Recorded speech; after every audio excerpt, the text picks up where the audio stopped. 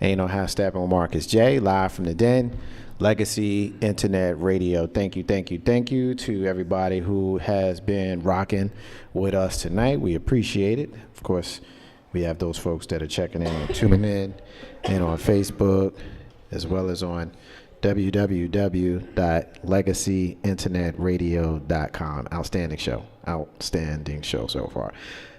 Anyway, we lost our brother Jay Grizzy. We'll have him back once we're able to. Just wanted to make sure that we let you guys know when you didn't hear his voice. But we'll have him back here in the den at a later date. First Lady, we still have, and our Sister Madrika, we still have. Yes. And as we will progress throughout the night, in the segment, I teased it before we went to break, a couple of things that we need to talk about.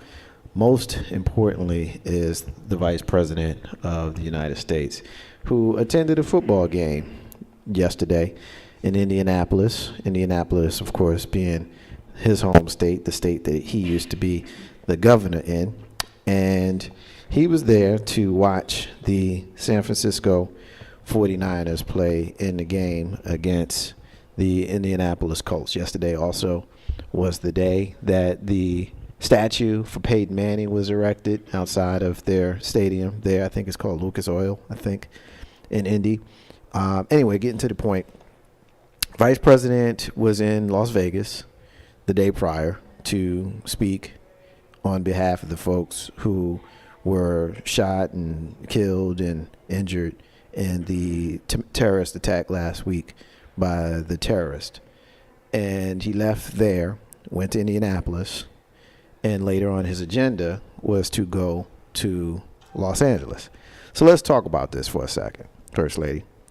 He left Vegas to go to Indy, and he left Indy to go to L.A. And he said the reason why he left Indy so quickly was because he was offended by the kneeling of the NFL players during the national anthem. I got it properly set up? Let me just say, money, money, money, money, money. Our money, your money, my money, all of our money paid for him to leave one destination to fly to another for, let's say, 10 minutes, because it may have taken him 10 minutes to walk from the car that was pulled to the curb or to a special entrance for him. So that was the first 5. And then the next 5 was him to walk up the steps, get to a certain VIP booth, to put his hand over his heart, which he posted that picture of, then to leave.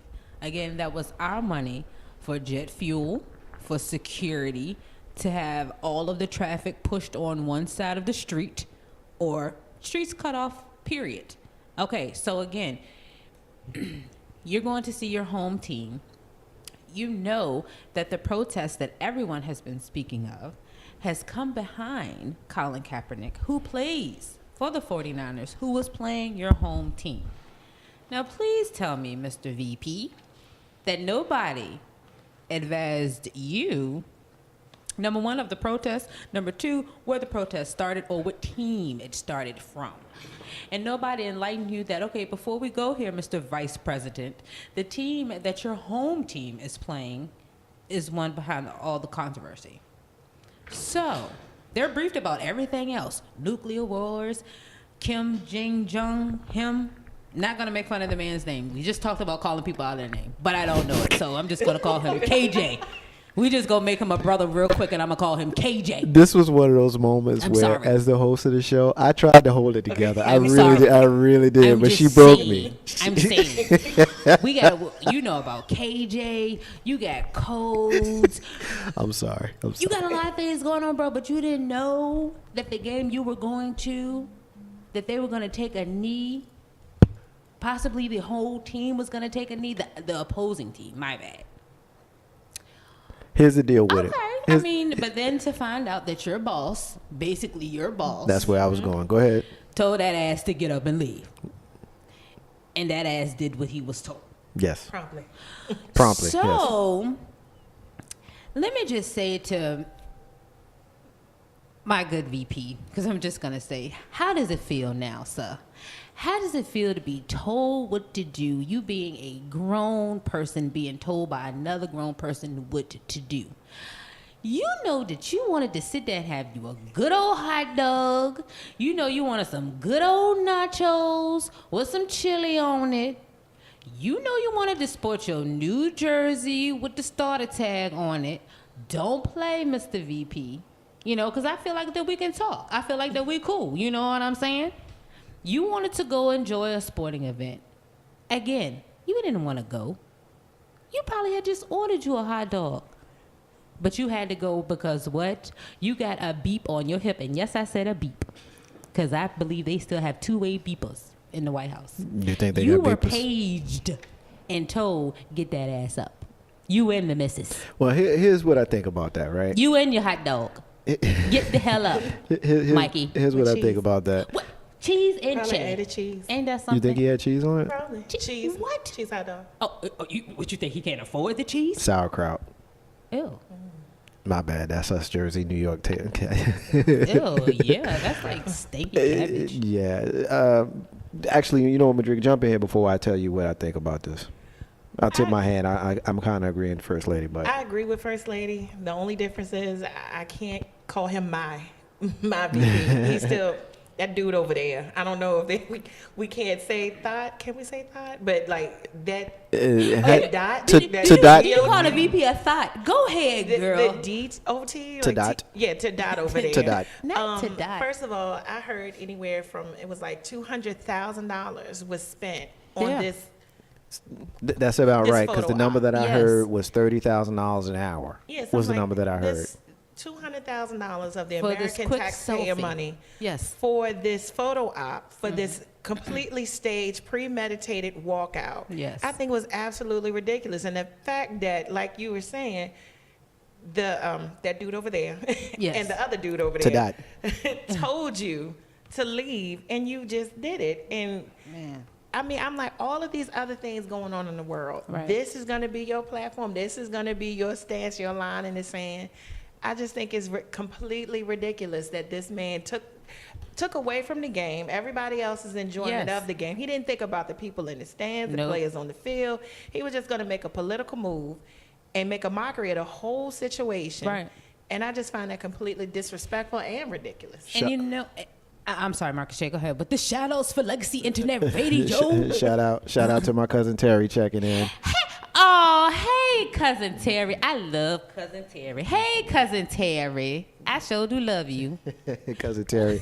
Cousin Terry is checking us out. Tamika is checking us out. Hey, Mika.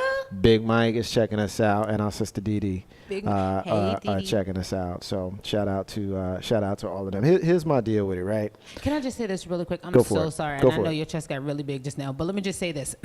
Also, I feel like if Pence went, is that not putting him in danger, moving him that fast, in and out that fast? You know, because I really don't think that they were prepared to leave that fast until they got word. I'm pretty sure he probably would have stayed maybe until after the anthem, or at least a little bit through the first quarter. Maybe to the first whistleblowing. But I'm just saying, for him to come in that fast, is that not putting him in danger as well? Now here's where I disagree with that. Okay. The whole thing was staged. It was So they had all everybody staged. set It was up all where they planned. needed to be The at every president told station. him Okay. from jump, because it was in a tweet from the president, that if you see this go down, leave. But here's the thing. Okay. Every game has got players that are kneeling. So you can't go there and think that you're not going to see it. That was an easy bet to make. That was an easy bet to make. So you knew that it was going to happen. You knew that somebody was going to kneel.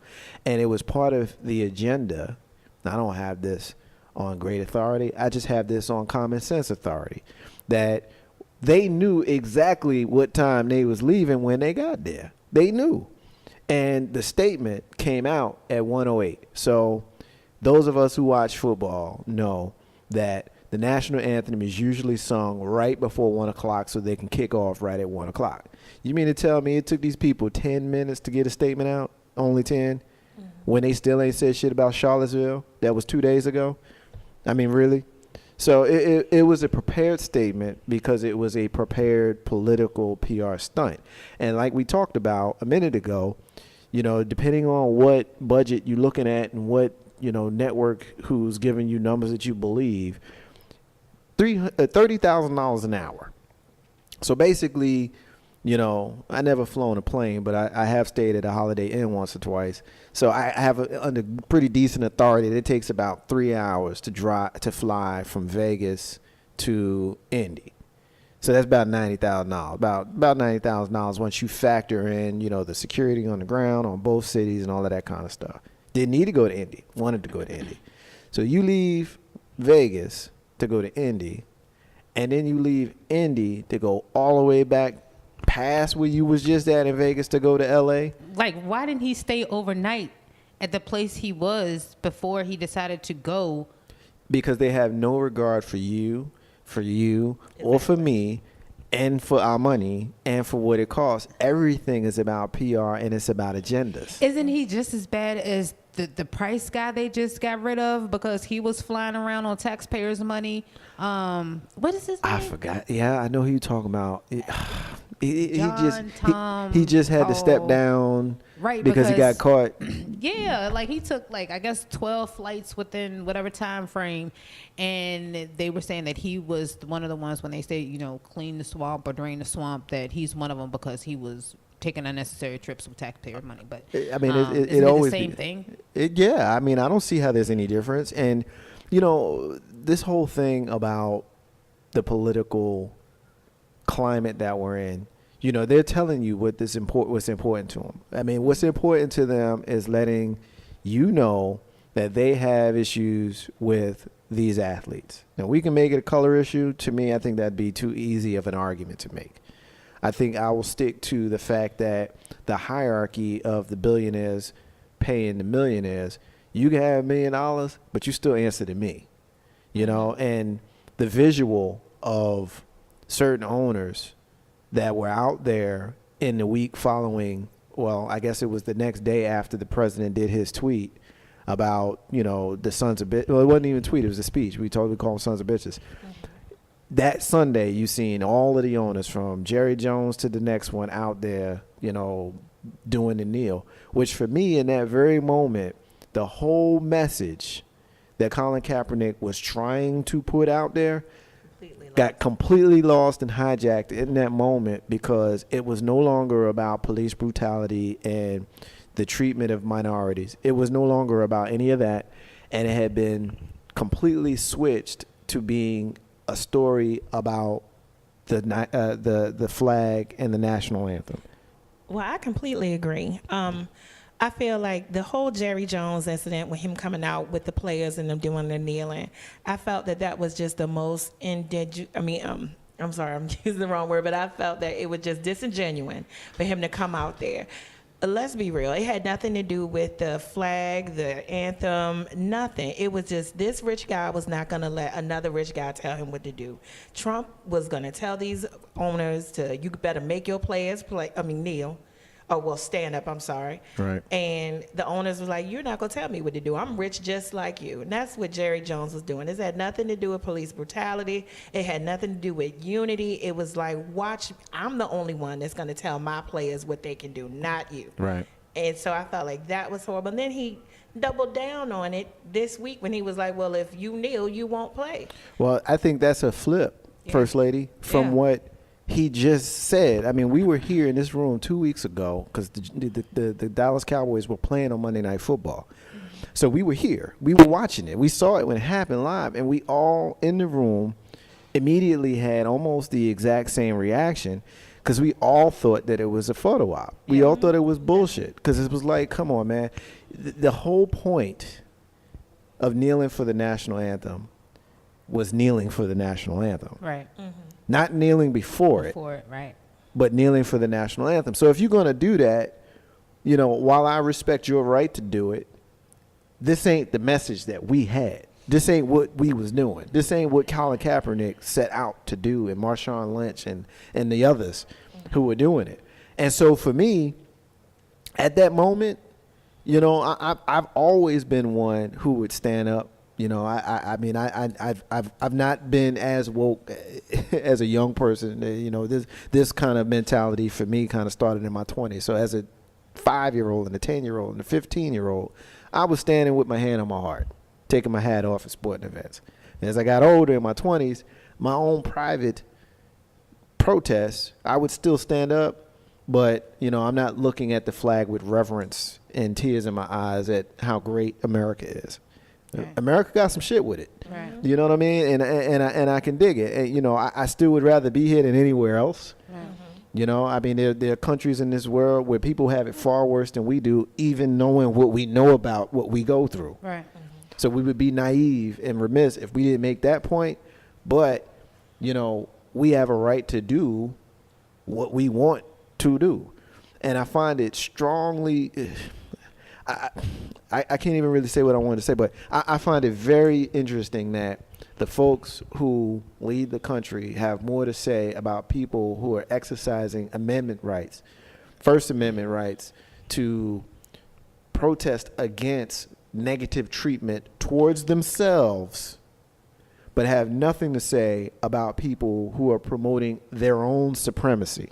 Exactly. It tells me a lot of what I need to know about the leadership in this country. Because they've never felt to be wrong. They are the pure definition, especially our president, as being white privilege.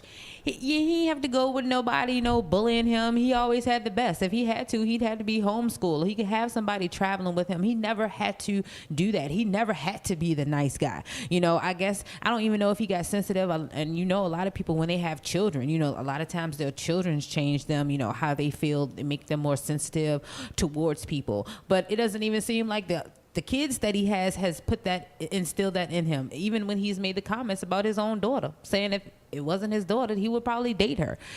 So again, I don't even think he's actually been put in a situation where he's ever had to care. So he doesn't know what it is to care. He's got, affluenza? Affluenza. Yeah, that's that. Well, I find it interesting that he can make this PR move with having Pence leave the stadium, but has not said one word yet about Richard Spencer and his crew in Charlottesville. So you got these white supremacists blatantly saying, like, we think we're the superior race, and he has nothing to say about that. But yet these people are kneeling for the very same things, fighting against white supremacy, police brutality, and all these other negative things that are happening to people of color. And he mentions nothing about that. I think that speaks volumes as to where T-Dot, how he feels about us as a people. T-Dot, yeah, keeping with that. Let me get some comments in from our family on Facebook Live. I feel like I've been neglecting y'all, and we appreciate y'all rocking with us. Big Mike says this is the only thing they can get traction with, picking on, quote, spoiled, overpaid athletes, end quote. Lissa P and Cousin Terry are giving each other some love here. That's real dope. Chantel is saying peace. Lissa P, she made it in. Big Mike says common sense is the one thing they don't have in the current administration. Let's see. Terry says her opinion is they basically did speak on Charlottesville by the actions of the sidekick at the game. I can dig that. You see. Big Mike says silence is deafening. Let's see. Tamika says she agrees, has Secret Service coverage, and there's a big what to do with entrances, exits, and they know ahead of time to prep for movement unless there's an emergency, which certainly this was not. Marco says we can protest, we can take a knee, we can scream and shout, but what's the plan of action? Very good point. Because I guess the only plan of action would be for whoever feels like they are against or want to stand up for Colin is to not play. I mean, is that ever an option? And are the ones who actually are for Colin but still feel like they have to play to feed their family? Again, would it help if all of them walked out? Because then you won't have a complete team. But you know what's crazy? I'm glad you made that point, because through all of this, the president saying what he said and, going from 10 people kneeling to 200 or whatever, through all of that, Colin Kaepernick still is not working. And for all of these folks that want to make it a football reason, I really don't even really want to talk to you, because you're sticking with that point because it's a talking point, but it's not based in logic. Like, logically, there's no football reason for him not to be in the league. He can't hold a clipboard for somebody's team. Like, really? He can't be a backup. He can't be a third stringer. Like, no, but he wants too much money. Like, something to do. The dude will take whatever you're going to give him. Like, seriously. I really feel like that any team who takes him feels like that they're going to get backlash from the president. I really feel that's what they feel like it's going to come down to. Like, they're going to get a secret letter on the side. I totally agree with that. I mean, I totally agree with that. But at the end of the day, you know, like Marco suggested, you know, like, we can do all of this marching and protesting, but at the end of the day, what's the action? Like, what are we going to do? Because I've always found that people in positions to fix their own problem always look to people who can't fix their problem to fix their problem. Here's what I mean by that. Yeah, we can boycott, we can not watch the game and all of that kind of stuff. It's great. You know, you got a lot of those, you know, boycott the football games because Colin Kaepernick's not playing. All of those people are walking around feeling vindicated because the numbers are down. But guess what? The numbers been steadily dropping for the last 5 years. So you can't necessarily attribute this to Colin Kaepernick not having a job. That's the first thing. The second thing, 4 weeks ago or 5 weeks ago, whenever the Mayweather fight was, Michael Bennett had his situation where the police put him down with a knee in his back and a gun to his head and did all of that stuff to him. And he was the poster child for the things that Colin Kaepernick was talking about. Poster child. Textbook. Do you think that if Michael Bennett, and I'm not taking a shot at him, but I'm just using him as an example because he had a situation that came up that warrants me using him as an example. But if Michael Bennett, prominent player for his team and a prominent player on a national scale in the National Football League, would have said, you know what, I'm not playing until Colin Kaepernick is working. I'm just not going to play.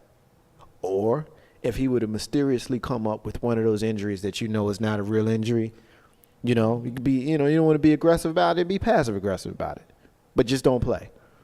Now that's a big, big sacrifice for one player to make. But guess what? Colin Kaepernick made a similar sacrifice. Mm-hmm. You know, and for Jerry Jones to say that anybody kneels, they don't play. You know, I try to avoid using a race card unless it's absolutely necessary. I'm gonna use a race card here. It's 70% of the league is black. Mm-hmm. 70% of the league is black. So if all them dudes, or half them dudes, mm-hmm. or 30% of them dudes said, you know what? I don't feel good. I don't feel good today. Mm-hmm. You know what I'm saying? What do you think happens then? Oh, it's over. It's done.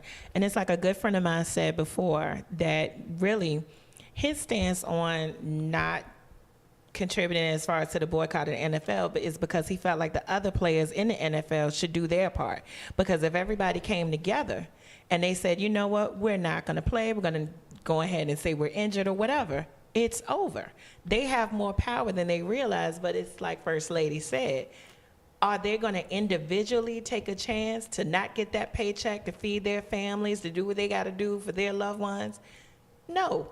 That's why it would have been strength in numbers had everybody decide this is what we're going to do. Then it's over.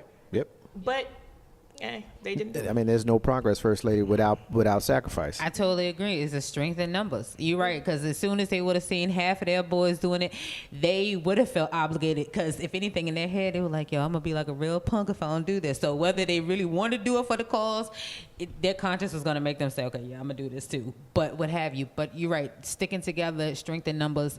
If they all did come together one Sunday, like they could agree to stay in the tunnel for the national anthem, hey, we can agree, look, how about we just not play? And then what are we going to do? What they going to do? Yeah, especially when you know with the way the world is in athletics, they all know each other. They're all friends and homies. You know what I'm saying? Like if you look at the NBA, them dudes is, you know, fighting to be able to play together. You know, I'm LeBron. I want to play with my friend Dwayne. You know what I mean? Like, Dwayne, you want to come to Miami and play with me? You know what I'm saying? Let's go to Cleveland and play there. Like, you know, I'm clowning, but real talk. Like, my point is, you know, they know each other and they have conversations about this, you know, and I just find it it's just difficult because we as the people are always the ones that have to go and rescue these people when the problem can be solved by their own actions. By their own actions. If his teammates, and I don't mean teammates on the 49ers, I mean teammates in his union, in the NFL Players Union, if his teammates had stuck together, it would have never even got to us. No. And that's the problem. Like you said, he still doesn't have a job. And the reason, and that's why I'm saying, like, when the coaches and the owners did that disingenuous act, I'm like, well, then hire him. If you're really trying to stand beside what Cap is saying by making your players, first of all, I have a problem with Jerry Jones to begin with, and I definitely have a problem with him making his players take a knee that night. So I just feel like everybody dropped the ball. His teammates, I mean, like you said, everybody in the league let Colin Kaepernick down. He stood up for them. They dropped the ball on him. Okay, so let me ask a quick question. When Jerry Jones took that so-called fake knee a week or 2 weeks prior, was he making a mockery of the anthem or anything then? I mean, knowing that he's quote unquote so against this, but what did you take the knee for? I think he was making a mockery out of the original protest. And I think that Jerry Jones and a lot of the other, here's the other thing, right? Jerry Jones, like Donald Trump, are very smart people when it comes to how people are going to react. You know, we can get in our feelings and not like them, but we have to keep it 100 when we speak of their intelligence with regards to how people will behave based on how certain things go. Jerry Jones had the benefit of having a Monday night game. He was able to watch what the league did the day before in response to what Donald Trump had said on Friday night. And so his thing was, I'm going to go out there with my team, and we're going to all take this knee together one time and be done with it. Because if you notice, Cowboys have played 2 times since then, and they haven't done it. Right. They haven't done it. You know, so that tells me that was more about Donald Trump than it was about anything else. And that's what I meant at that night. We were here. We were live. It's about this time of night when we saw it. And I said at the time, I said, you know what? They have hijacked the entire message. Nobody wants to talk about police brutality and mistreatment of people of color in this country was what the original protest was. And you had a lot of people at the time said that they didn't even care why Colin Kaepernick was kneeling and why he was protesting. Didn't even care. The fact that he didn't stand for the national anthem was a non-starter for these people. And them not caring about the original protest was a non-starter for me. I got no use for having this conversation with you if you're not even trying to understand why he would do it. Well, you have these people who feel like because Colin Kaepernick is a multimillionaire, that he had no voice in the situation. And nothing to lose. Right. And so, like, the phrase that kept pissing me off is when I kept hearing people saying ungrateful. Oh, yeah. Like, to me, ungrateful is just synonymous with uppity. So these uppity black people sitting up here messing up our anthem, and we're going to have to deal with them. Yeah. And so I just had a problem with that from the very beginning anyway. Yeah. But I'm not watching NFL this season. Well, when you say ungrateful, not you, but I'm saying when you say ungrateful, the suggestion there is you wouldn't have nothing if it wasn't for me.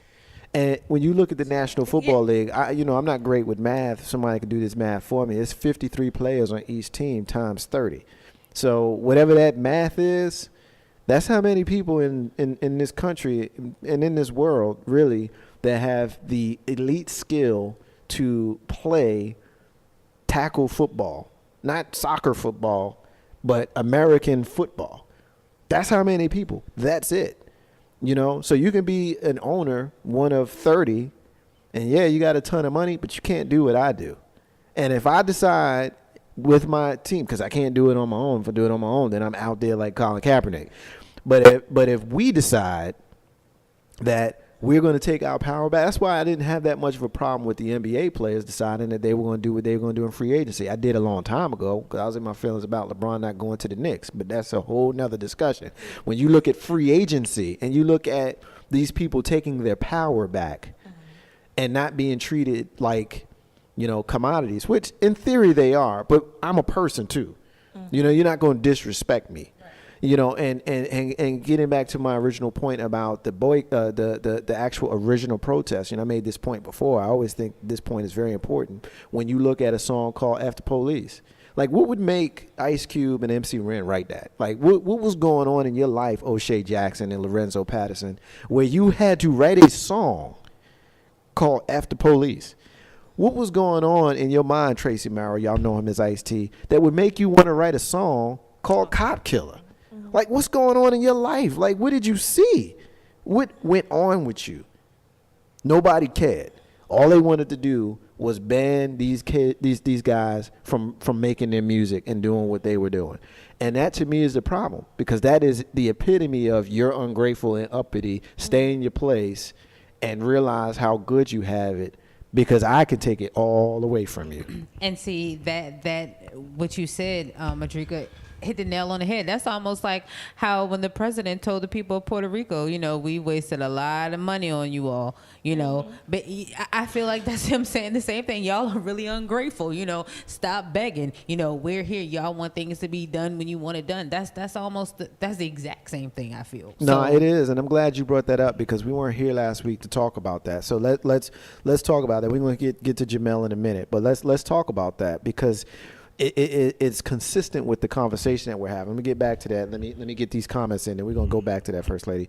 Hakeem is saying across all demographics where viewership is down, the smallest drop is among blacks. He read this in a report recently. Tamika says the issue is becoming way bigger than the NFL. What about local school athletes who are told if they don't stand, they are off the team and possibly suspended from school? There's a story that we have for a Houston team, Tamika, that very thing just happened. Terry said, what if all of the teams remained in a tunnel standing like they used to do in 2009 and before the United States government started paying for patriotism? Let's see. Marco says Reverend Dr. Martin Luther King Jr. knew the power of the vote. He had mentioned earlier how we need to get more folks registered to vote. Definitely agree with that. Let's see, get the right government officials in there, whether it be federal, state, or local level. I think that's a absolute no-brainer. We need to do that. First Lady, go back to Puerto Rico for a second. Can you set that up for us? The President of the United States went to Puerto Rico after the devastation, after 2 weeks of the devastation. Pick up there and tell us what you got, and then we'll talk about that a little bit. So what I saw is when he finally went to go see the people of Puerto Rico, he was in, I guess, a round table, I guess, press conference, sort of say, just to let the people know of the devastation that he had seen. But everybody was doing great. People were doing great. He was doing great. That they were getting the materials that the people of Puerto Rico needed as far as food, water, and other necessities. But he did manage to say within, supposed to be, I guess, his heartfelt talk with the people of Puerto Rico, he added that basically you all are in a lot of debt, and you all have really put a little wrench in our bank account. It's going to cost a lot, but we're here for you, and prior, the governor, they had some choice words, because he had a previous conference as well back in the White House saying that how things were going good on the island, how they were getting FEMA out there to help everyone. And then she came back and said basically it was a lie. They still had people underwater. People still had no electricity, no way of communicating. They still had, I guess, hundreds of trucks still parked somewhere with food, with water, with supplies that people needed, but they didn't have any drivers to go get it and spread it out amongst the people. But again, she was upset about that. But the comments that he made, again, beating people while they're down. Again, he reiterated that you all are in debt, but we're gonna help you anyway. And that's basically where, again, what Madrika said about the ungrateful comment as far as through the National Football League. It's almost like that word's being thrown around a lot, and being misused in the wrong places.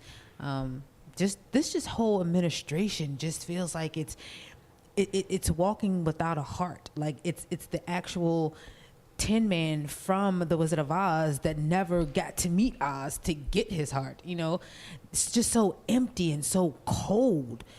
I just don't understand, and it's almost like he doesn't know his history or his geo demographics or what have you to know that these are. He keeps saying you people, have us in debt. They're all a part of us. So having these people again in certain parts of Puerto Rico that still have not had any water or anything like that is just so sad. I'm really confused. It's like I feel so many people. It's fear. It's fear. People. Man, fear is a very powerful thing, and for you to be so afraid to say how you feel because of another human being, you feel like can really destroy you. Because again, these people that's in his administration, I'm pretty sure they want to cuss him out every day. I know that man called him a moron. You know he did. Tell us. I know he called him a moron. You know he did. But he had to get on there and say, You know he did. He probably didn't call him a moron. He probably called him something else starting with the M, but it was not moron. Yeah. You know what I'm saying? So, again, you have these people who have to pussyfoot and act like that they're ballet dancers around him because they, again, cannot practice what the amendment says in their free speech. So, really, who are you believing? Who are you trying to follow? Some man who was actually telling you what to do. So again, just getting back to the whole Puerto Rico thing, I just feel like he's very insensitive. Even if, and I hate to say it, but even if you're going to lie with a smile, lie good. You're good at that.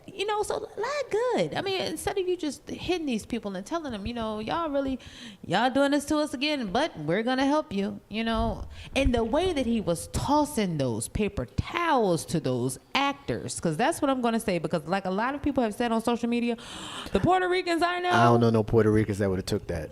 Man, No. I mean, he's tossing paper towels, and then it looked like he was trying to toss sardine cans. I don't know what it was with the canned goods. Yeah. Seriously, not even making fun, have to be funny because of stuff like this. I got you. You don't throw canned goods at people. How disrespectful is that? Even my mother, I would try to talk, like she'd like, hand me my keys, and I try to throw them to her. She'd be like, girl, if you don't hand me my keys, it's all about respect. Who are you? Who raised you? Look at it like this. I mean, if you go to, a fast food place or grocery store and you hand somebody, your money and they put the change on the counter, to me, I got a problem with that. Like, that bugs me.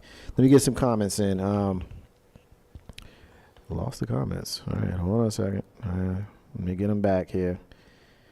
All right, let's see.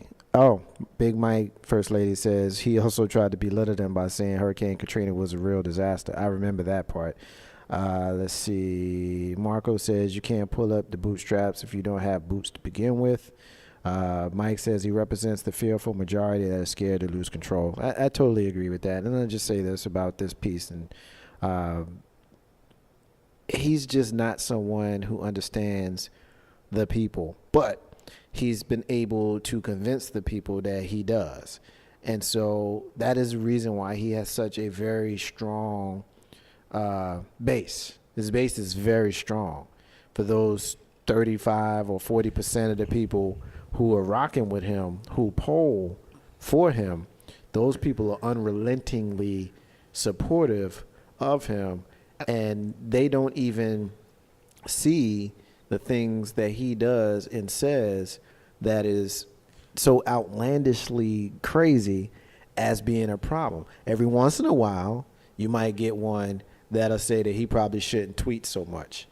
But other than that, it's almost like a blind support. And that's scary, because that blind support is going to be what leads us to World War III. And not only World War III, which is a real possibility, but these are the same people that 35 to 40% were the ones who were saying that President Barack Hussein Obama was divisive. Yeah. But they say nothing of what this man has done and what he is continuing to do. Why? Because he's speaking their language. Exactly. That's what I was about to say. It's like, it's not divisive to them because that's the same, share the same sentiments. And getting back to what First Lady was saying, I completely agree as far as Dictator Trump, because the reason why it's not working in his administration is because they are afraid. They're not going to come out there and say anything because Dictator Trump will fire them in a heartbeat Yes. and not think anything about it. Yes. He only wants people who's going to agree with every word that he has to say. Yes. His little yes men, they like whatever they say to him. And then come to think of, where is Omarosa and all this? But they're going to agree. I can assure you that is not somebody that you want as an ally. That's what I'm saying. They're going to say the Puerto Rico thing was just ridiculous. The fact that he was saying you're blowing our budget and making light of it. Yes. I'm like, who And like Big Mike said, that that Katrina was a real catastrophe. Yeah. To me, it was like, I put on my Facebook page, I was like, to go there and complain about the money is like going to a funeral and going up to the family and complaining about how much you spent on flowers and a black outfit to come to this funeral. Yeah. And then it's like also, as far as to say Katrina was worse, that again is like the same analogy, going to the funeral and saying, well, look, I know your husband died, but Charles could have died with him, so you need to calm down. It's okay. Right. It's the level of insensitivity. We can speak on him forever. I'm glad you brought that up, First Lady, because that was something that I definitely wanted to get to, and I hadn't written it down. So, and how Stephen Marcus J live from the den. Legacy Internet Radio 804-402-2893 is the number to dial to be a part of tonight's discussion. We got to talk about Jemele Hill, y'all. Our sister Jemele Hill got suspended. They getting her back like OJ. So yeah. That's the only reason. So tell us about it. What's the deal with Jemele? What do you know about it? Well, the only thing that I know about Jemele Hill is I know that she is I think she's a sports commentator. Yes. Okay. ESPN. And I know that she had, I guess a month ago, I guess now she had some things to say about the president, that he was a white supremacist, yes, and so on and so forth. She received backlash from that all the way up to the White House from the press, the White House press secretary Huckabee, Sarah Huckabee Sanders. Yeah. And of course, then it even got to the president They saying called for her to be that fired. she should have been fired for the freedom of speech, for what she said. Of course, she was not at that time. I'm pretty sure she was getting harassed from forward, backward, but she did have some support because, again, through that time, they tried to get other people to broadcast without her usual people that she would partner with. They tried to get them to partner with somebody else, and they stood up and they said, no, either we broadcast with her like we've been doing, or I'm not going to do it at all. They got their way. So my girl, hey JH, she recently tweeted, I guess, again today, or was it yesterday, over the weekend? I'm not sure if it was today or yesterday. It had to be after what Jerry said. Okay. It was today. I think it was could be today. wrong, but I think I it think was today. yeah. Okay, well, that means it was very fast because she tweeted, I guess, early this morning, some things, how she felt about Jerry Jones. Basically what we've all said, I feel like it's on some slavery stuff. You do what I say or you go, and now she has been suspended from ESPN for her comments on Jerry Jones. Now, my thing is, she gets suspended on Jerry Jones, but she didn't get suspended on the president. I don't buy it. So I feel that this is the OJ, because OJ went to steal his own stuff and they gave him 33. So my thing is, JH girl, keep your head up. And again, I feel like she knew. She had to have known if, and maybe she didn't, if she speaks out again against someone, then she'd probably get into it again. But I guess she didn't feel like that, hey, since I didn't really get suspended because of the president, how could I get suspended over Jerry Jones? Yeah, they OJ in her. Jemele Hill, you got the OJ, girl. That's what we're going to call it. You got the OJ. I mean, to be honest about that situation, I'm kind of torn. On the one hand, I feel like, yes, there's freedom of speech, but freedom of speech doesn't necessarily equate with freedom of consequences. I kind of feel like ESPN put it out there beforehand. I could be wrong, but they put it out there beforehand what they expect from their commenters, what they can say and what they can't say. I agree with everything she said about Jerry Jones, but I'm like, how many times are you going to try to push this envelope? I think it's time for maybe she to go to another network so she can speak freely without having to represent ESPN and not have to worry about being suspended. Go on Roland Martin show, girl.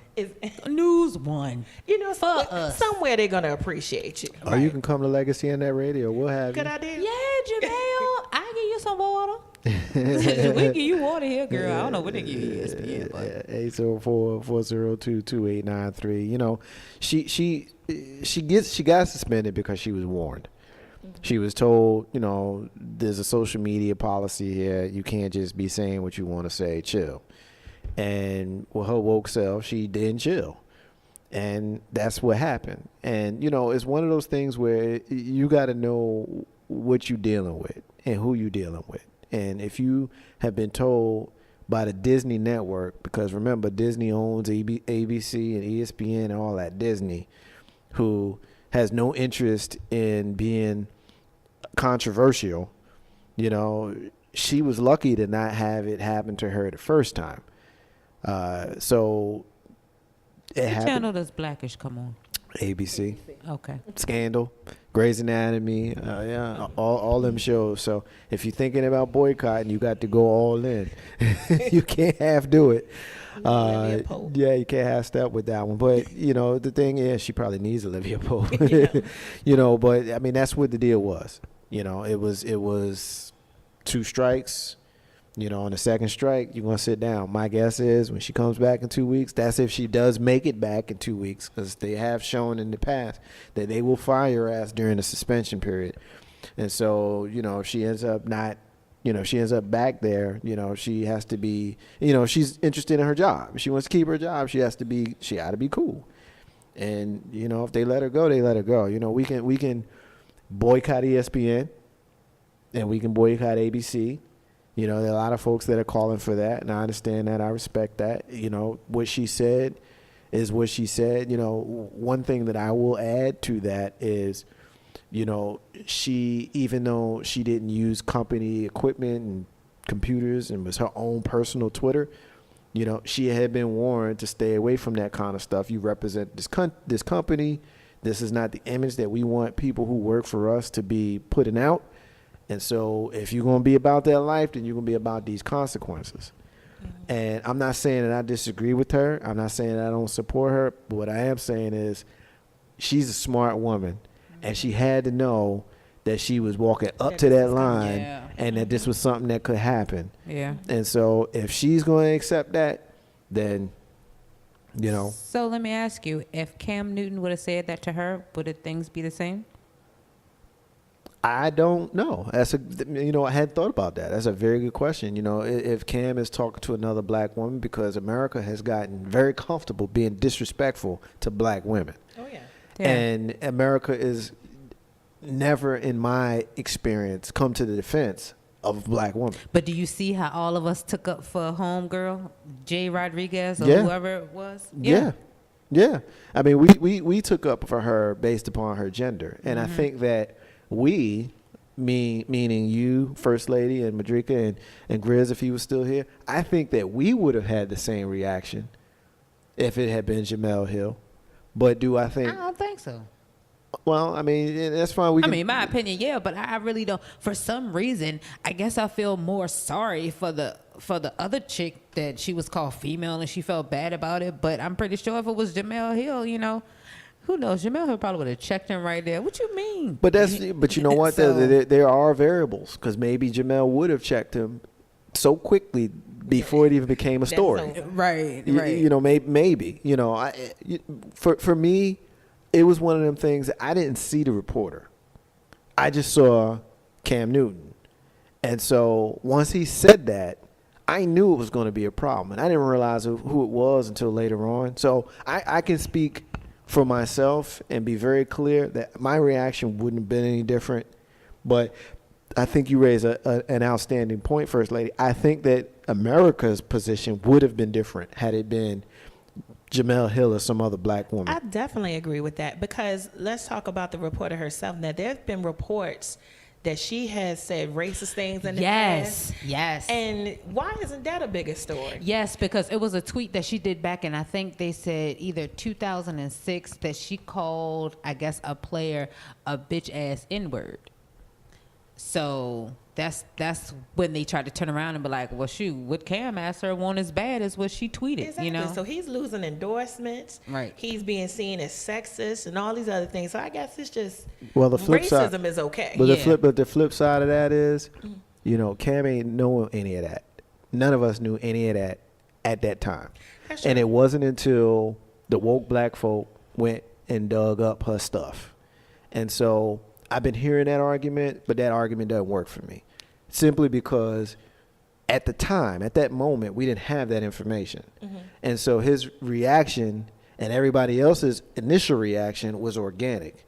For those folks who didn't think it was that serious, they organically didn't think it was that serious. For those folks who were outraged, they were organically outraged. So for us to come back and disparage her past is the exact same thing as people worrying about Trayvon Martin smoking a joint 5 years before George Zimmerman killed him. It ain't got, one's got nothing to do with the other. The only reason I'm saying it does have something to do with this is because I'm saying whatever backlash that Cam got for his statements is one thing. But what I'm saying is that we're not saying anything about her past. Yes. This is something that African Americans have gotten used to. When you get pulled over and all of a sudden if you got suspended in the 3rd grade, that's being brought up. But here we are, this situation. Now her dirt is coming up. My thing is I'm not trying to take any heat off of Cam if it's necessary and warranted. What I'm saying is we would get the book thrown at us. All of our past indiscretions would be brought up. Yes. This is being swept under the rug, her making these racist comments. Yes. So what he's gone through, I feel like, okay, yeah, you took that heat. Right. Where's her heat? Right. Why are we the only ones that have to worry about our past, but they clearly don't? Not trying to make this a racial thing as far as division. I'm just trying to bring light to the situation that this is something African Americans have to worry about and other races do not. Yes. Okay, so can we care about, so what if, let's say prior to the interview, he knew that that was the chick who put out that racial tweet, whatever, so long ago. And if later on we have another interview with him, if he comes into Legacy Internet Radio at www.legacyinternetradio.com or 804-402-2893, you can call or, log in Cam, either way. But if he called and said, I really said that because when she made that statement, she was talking about one of my homeboys back then. So I felt like, without me really disrespecting her, which apparently he did, that was his only shot that he could throw. Like, let me go ahead and dumb down your intelligence. You know what I'm saying? Right. So, I mean, again, if he came out to you, Marcus J., and said, yo, bro, this is really why I did this, because I knew of her tweet. I knew who she was. Right. I think that, that was 5 years ago. You know what I'm saying? Like the stuff that she said and tweeted, that was 5 years ago. And she's been a beat reporter. And I'm sure she's asked Cam questions. If not on the record, Cam has talked to her. And he's probably known this. So while I understand that question, I'm just not sold on it being relevant. You know what I'm saying? Like, I get why we want to come for her. Because we as black folk, we've been through so much stuff that we gonna come. That's why we were so excited in '95 when OJ got off. Because we've been through so much stuff that we want to get a win. You know what I'm saying? But I think that we minimize legitimate things when we reach for stuff. And I think that we need to look at our situations and pick our battles. And her racist past, just my personal opinion, her racist past is not a battle that's worth fighting for me. Because none of us knew any of this when it happened. And we were outraged when they did that to Trayvon Martin and others. We were outraged when they tried to make his past that had nothing to do with that day part of the story. And you try to make Georgie, and they call him Georgie in the news, you made Georgie out to be, some victim, which he obviously wasn't. We would talk about all of this, Trayvon smoked the joint. Like, okay, he smoked the joint. I mean, he was 17. Like, a lot of 17-year-olds smoke a joint, and he wasn't smoking one that day. He wasn't smoking one when he was walking through the neighborhood. And he was taken advantage of, and his life was lost. And George didn't know that he had smoked a joint a year ago or a week ago. He didn't know any of that kind of stuff. So I don't think that is a strong enough, productive enough art, just for me, and if others want to champion that position, I'll support it, because anytime, we're fighting against, a racist thought process, I think that's a win. That's just not an argument that I personally would feel strongly enough to get behind. I mean, I can respect that. I just feel like we talk about the positives of equality. Yes. Let's talk about the negatives of equality. What's good for the goose is good for the gander. Yeah. So therefore, if you're going to hold us to this this standard that we have to be damn near perfect, because anything that we do will be brought up, then that needs to be equal across the board. So when you bring this up about Cam, it's fair game for me to bring this up about what you've said. Yep. So I'm just saying that if we're going to be equal, let's be equal in the positive and be equal in the negative. Let's move like that. I can dig it. Ain't no hashtag with Marcus J. Live from the Dan Legacy in that radio. We got a whole host of comments in from social media, so I want to get to them. Terry, you wildin'. You always wildin'. She said maybe Jemele should have called him an SOB. Didi says Jemele got fired because they were waiting on her to say anything this time. Her tweet could mess up their money. Marco says people have opinions and votes and concerns. Marco, you really on that voting thing. I can dig it. Big Mike says, y'all know OJ did it, right? Hey, look, when you watch that damn documentary ESPN did earlier this year, you will absolutely come away. I don't think OJ did it. I don't think OJ did it. I think OJ. You knew about it. Yeah, I don't think OJ is quite that stupid. I'm gonna come back. I'm gonna come back to that in a second. Terry says maybe she's speaking her feelings. She was reprimanded once, but she still spoke. Colin took a knee. Jemele spoke her mind. Same story, different sex. Big Mike says there's also perception of double standard because ESPN let Kurt Schilling go over his political comments. Kurt Schilling was actually reprimanded and warned several times before he was let go. So that's the piece that I'll say. He's continuing. He's ultra conservative. ESPN gets portrayed as liberal. I can dig it. But Kurt Schilling said a whole lot of stuff before he finally got that act. So I don't think it's the same. But Jemele, one more time, I wouldn't be shocked if she was let go. And I'm not going to be surprised if she never returns, even during this 2-week suspension. See, Terry says she lifted her voice. Didi say I didn't take up for Jay Rodriguez. That's her name, Jay. All he said was it sounded funny to him. Terry says, for the record, I don't know what a post is. I didn't really care about his comments. I think the real story behind Cam controversy goes kind of hand in hand with the political climate. Cam made an offhand comment. It's being blown out of proportion in retaliation. Take a knee, lose a job, use your voice, lose your job, put your hands up, get shot. That really might be the comment of the whole post. Everyone's got a pass, and the two issues are unrelated is what Big Mike is saying, which is the same thing that I said. Ain't no half step on Marcus J. Live from the Dan Legacy and that radio 804-402-2893. We're going to go to a break. Before we go to break, I will just say this one last thing because y'all brought up Orenthal James, and so I will comment on Orenthal James. If you understand passion and you understand murder, you do realize that when you kill somebody for a purpose, it's just a quick kill and you're done. But when you kill someone that you got passion behind, whether it be love, hate, anger, it's something they call overkill. And Ron and Nicole were overkilled. And unknown assailants don't do that. They just don't do that. You know, she was nearly decapitated with a little ass knife. You know, you got to get into that. You got to be personally involved in that murder. And so, you know, I don't know too many people walking around Brentwood that would have that kind of passion towards Nicole and Ron, who we all know stumbled upon whatever was happening to Nicole. Ron stumbled upon it. I think we can all agree with that. And so whatever went on had to be passion. If you can convince yourself as the man who is with this woman who you don't want to be with anybody else, and while you're in the process of killing her, some dude walks up and you can convince yourself that he's smashing her, yeah, he gonna get it just as bad as she's getting it. And that's, to me, the essence of why OJ absolutely killed them people. Ain't no half step with Marcus J. Live from the Den, Legacy Internet Radio. I got your back, OJ. We're gonna take a break, and when we come back, we are going to some things we're going to have to cut out of the agenda because we obviously run out of time. But there was a white dude who said that he wanted to kill a bunch of people on the HBCU campus. We got to talk about that. We have to talk about how What do you have to do to be known as a domestic terrorist in this country? We got to talk about Dove. And if you sniff coke and send a video to your girlfriend, you might just get put on blast. And you know, hashtag Marks J, live from the den. Legacy Internet Radio. Going to take a break. We'll be back in a few. Y'all stay with us.